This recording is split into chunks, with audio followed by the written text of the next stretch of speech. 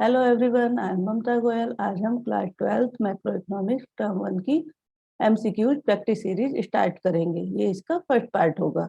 यदि आपको इसके नोट चाहिए तो आप डिस्क्रिप्शन में जाकर टेलीग्राम लिंक ज्वाइन कर सकते हैं, टेलीग्राम चैनल को ज्वाइन कर सकते हैं। तो लेट्स स्टार्ट। आज का टॉपिक होगा money and banking.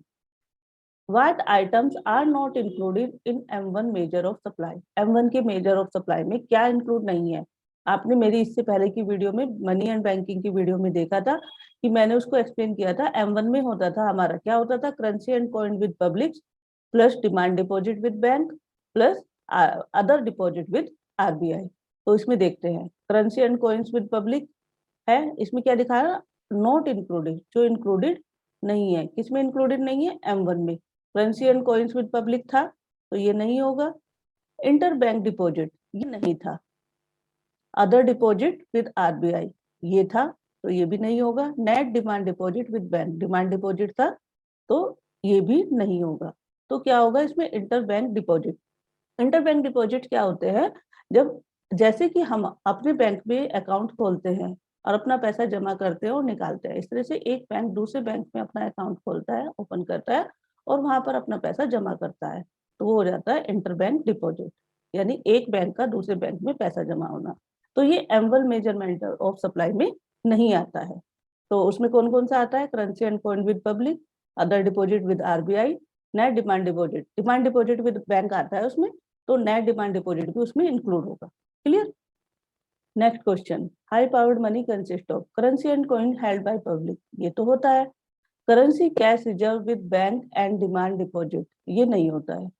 Currency held by public and cash reserve with bank, ये होगा इसका सही ऑप्शन, क्योंकि इसमें currency and coins held by public तो है लेकिन इसमें कैश रिजर्व बैंक नहीं दिया हुआ है ए ऑप्शन में, इसलिए सी ऑप्शन इसका सही आंसर होगा।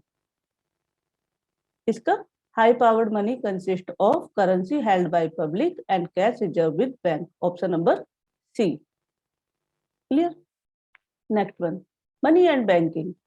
Money supply refers to, money supply से मतलब क्या है? मैंने बताया था आपको, total volume of money held by public, total volume of money जितना पैसा पब्लिक के पास होता है at a particular point of time. इसका मेन चीज क्या बताई थी मैंने? पर्टिकुलर पॉइंट ऑफ टाइम, ये होगा, ये होगा money supply.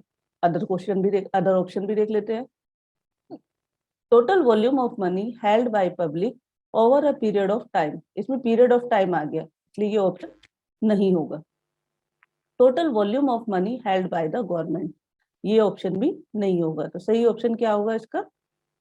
Total volume of money held by public at a particular time. Particular point of time से मतलब हो गया हमारा, एक होती है स्टॉक इनकम, एक होती है फ्लो। तो इसमें से आपकी कौन सी आ जाएगी? Stock. Particular point of time में क्या होगा हमारा? स्टॉक, फ्लो नहीं होगा। क्लियर?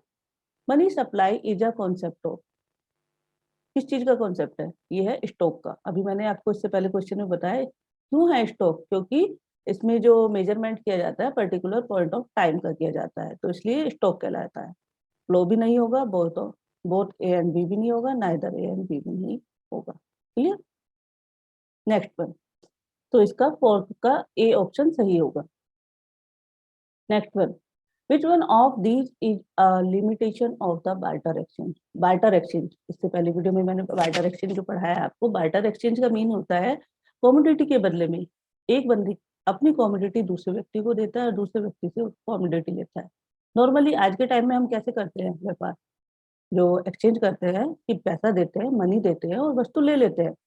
लेकिन बार्टर एक्सचेंज में क्या होता था कि कमोडिटी दी जाती थी, उसके बदले में कमोडिटी ली जाती थी। मीन क्या हुआ? ए व्यक्ति है और बी व्यक्ति है, ए बी से लेता था अपनी जरूरत का सामान और बी क्या करता था? ए से लेता था अपनी जरूरत का सामान, और दोनों अपने एक दूसरे क्या करते थे? एक दूसरे से अपने सामान को, अपनी कमोडिटी को एक्सचेंज कर लेते थे। That is called barter exchange. तो इसमें क्या होता था? Lake of double coincident of wants, इसमें पूछा है which one of these is a limitation. Limitation क्या है, क्या सीमाएं हैं? डबल कॉन्सिडेंट ऑफ वांट्स ये तो है, क्योंकि इसमें क्या होता है कि दोनों व्यक्ति के पास दोनों की नीड का समान होना चाहिए, तभी तो बार्टर एक्सचेंज हो पाएगा। लेक ऑफ स्टोर वैल्यू, ये भी बनती थी इसकी लिमिटेशन। क्या होता था, हम बहुत सारी कमोडिटी ऐसी होती थी जिसको हम लंबे समय तक स्टोर नहीं कर सकते। Lake of common measure of value, और हर सभी व्यक्ति अपनी जो वस्तु होगी, जो कमोडिटी होगी, उसको वैल्यूएबल बताएगा। तो इसका मतलब क्या होगा कि किसी वस्तु का मूल्य कैसे मेजर करें, कि उस वस्तु का मूल्य क्या होगा, उसका प्राइस क्या रखें। तो lake of common measure of value, तो ऑल ऑफ दीज ये हो जाएगा इसका सही ऑप्शन, क्योंकि तीनों ही इसकी लिमिटेशन बनती है बार्टर एक्सचेंज की। कौन सी? Lack of double coincidence of wants, lack of store of value, lack of common measure of value. Clear? Next one, read the following dialogue between two people. Sita, I want 1 kg of potato. Sita का कहना था कि उसको 1 kilo क्या चाहिए थे? Potato चाहिए थे। Ram, what will you give in the exchange? Ram पूछता है सीता से कि तुम इसके बदले में, पोटैटो के बदले में मुझे क्या दे सकते हैं? Sita, I can give you 2 liter of milk in return for the potato. Potato के रिटर्न में मैं 1 kg पोटैटो के रिटर्न में आपको 2 लीटर दूध दे सकती हूँ। राम क्या कहता है? I don't need milk. मुझे मिल्क की आवश्यकता नहीं है। I want a pair of shoes, मुझे एक जोड़ी शूज की आवश्यकता है। मैं मिल्क नहीं चाहिए मेरे को, मुझे क्या चाहिए? Shoes. Which of the following problem being faced by the Sita and Ram in their exchange process?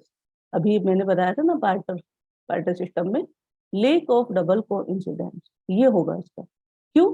क्योंकि दोनों के पास वो वस्तु होनी चाहिए जो दोनों एक दूसरे से लेना चाहते हैं, या दोनों की जो आवश्यकता की चीजें एक दूसरे के पास होनी चाहिए, वो नहीं है। राम को क्या चाहिए? पेयर ऑफ शूज, और सीता के पास क्या है देने के लिए? मिल्क। तो कोइंसिडेंस नहीं बन रहा है कि दोनों के पास एक दूसरे की नीड का सामान है। Absence of common unit value, ऐसा तो नहीं है। लेक ऑफ स्टोर वैल्यू भी नहीं है। Lack of standard of deferred payment, ये भी नहीं होगा। Clear? Next one, who regulate money supply? मनी सप्लाई को कौन रेगुलेट करता है? Government of India? No. Reserve bank of India ये करता है। मतलब जो हमारी इकोनॉमी है उसमें जो मनी को सप्लाई करता है, कि कितना कम करना है पैसा, कितना सप्लाई करना है, मतलब इकोनॉमी में कितना पैसा रहना चाहिए, उसकी सप्लाई को कौन देखता है? कम या ज्यादा करना इन्फ्लेशन और डिफ्लेशन में, तो उसको बोलते हैं, वो कौन करता है? Reserve bank of India. Commercial bank भी नहीं करता है, प्लानिंग कमीशन भी नहीं करती है, तो कौन करता है इसका? Reserve bank of India. Clear? Next one, which of the following is not a problem of barter system of the exchange? अभी मैंने प्रॉब्लम बताई थी, उसमें स्टोर ऑफ वैल्यू की प्रॉब्लम थी, यस। डबल कोइंसिडेंस की प्रॉब्लम थी, यस। यूनिट ऑफ अकाउंट और अनएम्प्लॉयमेंट, तो अनएम्प्लॉयमेंट का तो इससे कोई लेना देना नहीं था, तो इसका क्या होगा? Not a problem. ये पूछी ना, ये तो स्टोर ऑफ वैल्यू की प्रॉब्लम थी ना बार्टर एक्सचेंज में, तो ये ऑप्शन नहीं होगा।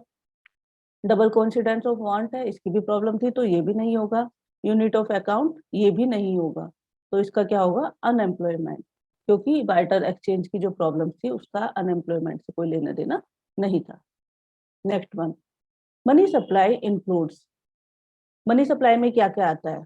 All deposits in bank, all deposits नहीं आते हैं, ओनली डिमांड डिपॉजिट्स आते हैं, तो ऑल डिपॉजिट्स इन बैंक नहीं होगा। Only demand deposit in the bank, ये होगा। Only time deposit, time deposit भी नहीं होगा। टाइम डिपॉजिट से मतलब क्या होता है? फिक्स डिपॉजिट, यानी एक व्यक्ति फिक्स टाइम के लिए बैंक में अपना पैसा जमा करता है, यदि वो फिक्स टाइम के लिए जमा कर देगा तो डिमांड डिपॉजिट की जो कंडीशन होती है कि वो किसी भी समय पैसा निकाल सकता है, वो फुलफिल नहीं होगी, इसलिए टाइम डिपॉजिट भी नहीं होगा। ऑल डिपॉजिट में आपका टाइम डिपॉजिट भी आ जाता है, तो सो ये भी नहीं होगा। करेंसी इन बैंक, ये भी नहीं होगा, तो सही ऑप्शन क्या होगा? Only demand deposit in the bank. Money supply में क्या इंक्लूड होगा? Only demand deposit. Next one, supply of money refer to the quantity of money, यानी सप्लाई ऑफ मनी जो होती थी वो कौन सी क्वांटिटी को होगी? जैसे as on 31 March, no. During any specified period of time, period of time तो नहीं होगा। As on any point of time, ये बताया था मैंने आपको। इसकी कंडीशन, मनी सप्लाई की कंडीशन क्या बताई थी? पॉइंट ऑफ टाइम, ये होगा इसका सही answer. During a physical year, ये भी नहीं होगा, ये पीरियड ऑफ टाइम में आ जाएगा आपका। तो सही ऑप्शन क्या होगा? Money of supply refer to the quantity of money as on any point of time, क्योंकि ये स्टॉक क्या है? हम स्टॉक का है ना कॉन्सेप्ट ही आपका। Dash is the main source of money supply in an economy, यानी कौन सा सोर्स होगा मनी सप्लाई का इकोनॉमी में? या सेंट्रल बैंक होगा? हाँ, ये कॉमर्शियल बैंक को सप्लाई करता है। कमर्शियल बैंक पब्लिक को सप्लाई करता है, बोथ ए एंड बी। तो इसका सही ऑप्शन क्या होगा आपका? बोथ ए एंड बी, यानी central bank and commercial bank दोनों क्या है आपके main source of money supply के इकोनॉमी में। Clear? I hope you understood everything. If you have any doubt, you can ask me in the comment section. And if anybody wants video on any topic, please let me know in the comment section. And I will try to make video on that topic as soon as possible. Thank you for watching. Happy learning.